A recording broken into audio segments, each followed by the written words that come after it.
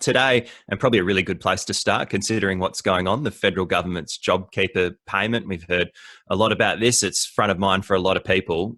What exactly is it? How would you describe it? Yeah, so really simply put, the JobKeeper package is a wage subsidy. And so it's a reimbursement to employers in order for them to be able to hold on to employees that otherwise they may have felt that they needed to let go, stand down, or dramatically reduce the hours to the point where the income was just not going to sustain a person.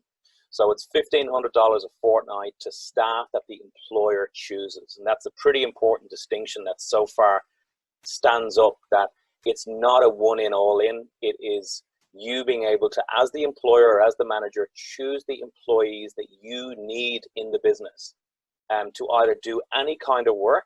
And that's been an interesting point in some change in legislation this week, is that you can essentially ask them to do what needs to get done for the business. I heard an example of a pub in Sydney who has now got a lot of its casuals that are on the job, going to be on the JobKeeper package, to go in and just do maintenance in the pub that they wouldn't necessarily need an electrical trade for. It's going to go from April till September, so it's 13 fortnights of $1,500 a fortnight to staff of eligible employers. Yeah, I think that work side of it's important, as a lot of businesses, need to pivot and change how they do things at the moment. How, as a business, do you become eligible for the program? Yeah, so I'm going to issue a little qualification here, right? Go and speak to a lawyer if you need to. Go and speak to your accountant if you need to. I'm going to try and put it in really simplistic terms. If you turn over less than $1 billion, which, let's be honest, most small businesses do, it's the very nature of being a small business, you need to show a 30% reduction in your turnover in Australia. So if you've got an operation in Singapore, an operation in London, it's only your Australian turnover that has to have that 30% reduction, to the best of my knowledge. And you need to show that that 30% reduction is March 2020 versus March 2019, or April 2020 versus April 2019. Or you can take a quarter. So you could take, April to June 2020, and that's the thing that the ATO are calling expected projected revenue. So you don't need to have had the snake bite, the snake of coronavirus have bitten your profit and bitten your turnover yet.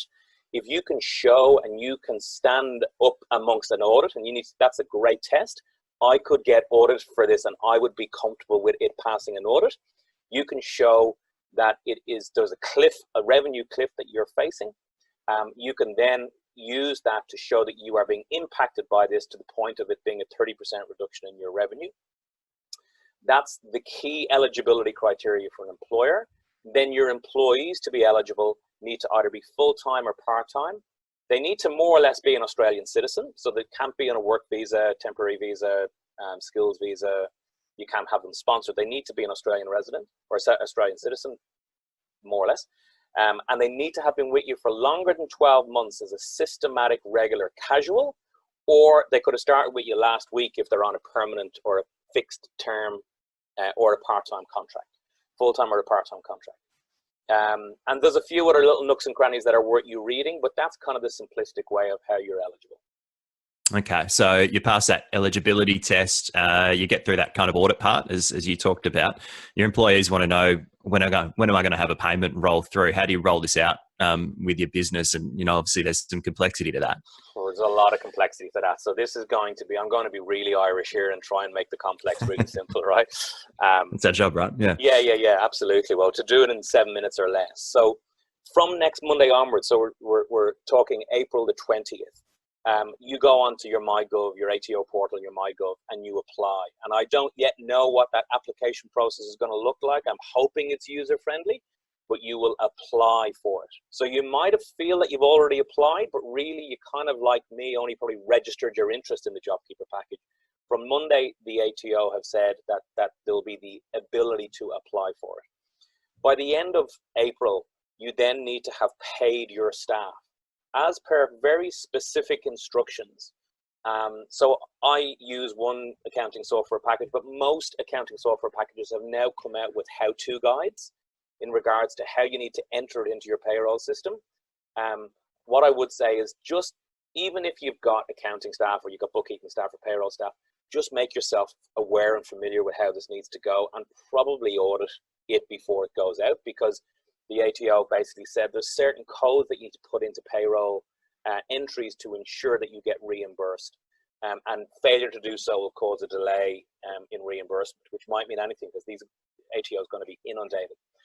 Remember, the ATO has access to single touch payroll, so they know what you've been paying your staff, and they know how many staff you have. You can't introduce your wife and your brother to the staff all of a sudden. The one bit I should have mentioned earlier is that the person needs to have been with you before March the 1st, and for them to qualify as an eligible employee. So what you want to do is you want to pay them. You have to pay them. This is a reimbursement. It's not like you can claim it and you plan to pay them next month. You've got to have paid them for the 2 fortnights of April, which essentially run up to about April 26th or 27th. And there's certain specific codes you key in, and then I believe from May the 4th, you then claim it. So if you think about it, you apply for it, you pay them, and then you claim it. So it's almost a 3-step process. The other thing worth mentioning is that you need to get a nomination from the employee agreeing to be part of your JobKeeper scheme. So an employee might have 2 employers. I might work at a pub during the weekend and I work in a marketing company during the week. I may need to choose which of those employers I'm going to take the JobKeeper package if I got offered them by both. So you need to the ATO, I believe, have a form. If you rummage around the internet, you'll probably find a JobKeeper nomination form in order to just get your employees to show their agreement to be part of the JobKeeper process for you. Okay, so that's the external. Any advice on how to communicate that in the internal? How do you talk to your staff about that, especially in an environment where you can't just walk over to the corner office and most people are working remotely? Yeah, it's a really good question. The first thing I'd say to you is that there seems to be a little bit of a myth that perhaps has been created by social media that this is a bonus to staff.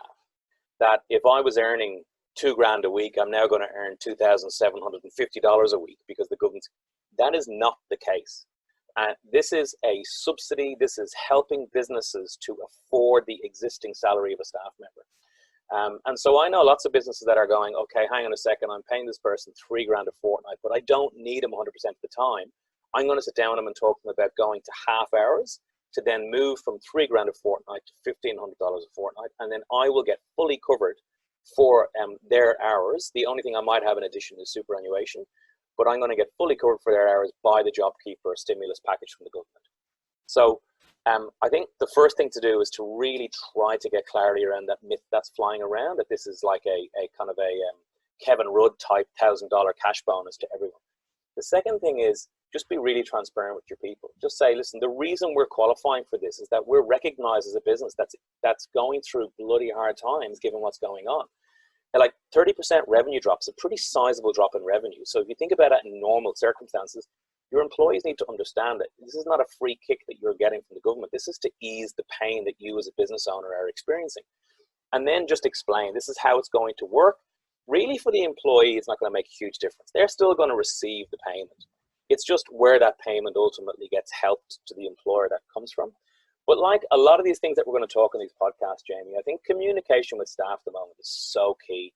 It's very easy to become a bit insular, to not be communicating around that kind of proverbial water fountain like we would if we're all in an office together. So just borderline over communicating and giving people the opportunity to ask questions. And if you don't know the answer, go, I don't know the answer, I'll need to go and find out. But just being able to talk to them. You are going to probably have to have some hard conversations with people that you don't feel you need in your business, and you don't want a cash flow. Like if you've got loads of cash, we'll put everyone on JobKeeper if you want to, as long as you're eligible. But you've got to cash flow this. That's a really important thing to remember. Now, you might go to the bank and get it financed, but if in the absence of that, you're going to pay them, and you might wait, I'm just guessing, you might wait a month to get that back from the ATO. So you've got to be able to think about how you're going to cash flow this. And I just think transparency, to as much as you can, honesty and respect are the keys when you're talking to staff about these things. Okay. Hey, we might be getting close to our time limit here, but a lot of businesses would jump at this in a time of crisis for obvious reasons, but are there risks involved that you can see? Yeah, there are a few, and we'll just do it really fast. You need to feel that you have auditable eligibility. Like if you feel that you may not pass an audit because, this year and last year looks like it's pretty close and I'll need to move things around, be really careful. From what I'm hearing, the fines and the threat of penalty for pulling the wool over the eyes of the government here is pretty hefty. And you wouldn't be surprised they're spending a lot of money on this. Number two, you need to pay the people $1,500 a fortnight. You can't shortchange people. If someone was on $500 a fortnight, you can't just give them $500. You got to give them $1,500.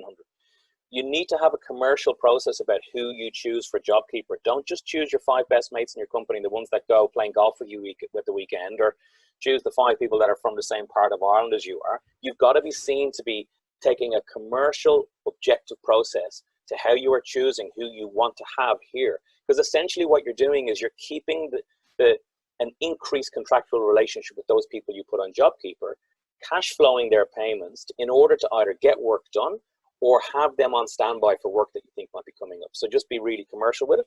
And then finally, just make sure that you're all over the reporting and the administration of this. I think it is going to be a bit of a quagmire for a while. It's going to be paper heavy and admin heavy, and you just need to make sure that you're on top of it, because there will be regular reporting requirements that the ATO will request of businesses. Okay. Hey, good breakdown there, I think, of JobKeeper and what's on the horizon. And as you said, things kind of really kicking off on Monday. We'll be back with a few of these as they come up. We'll see how regular they happen. And if you've got some issues you want us to kind of look into and break down, get in touch. Yeah, great. Absolutely. Stay safe and lead well.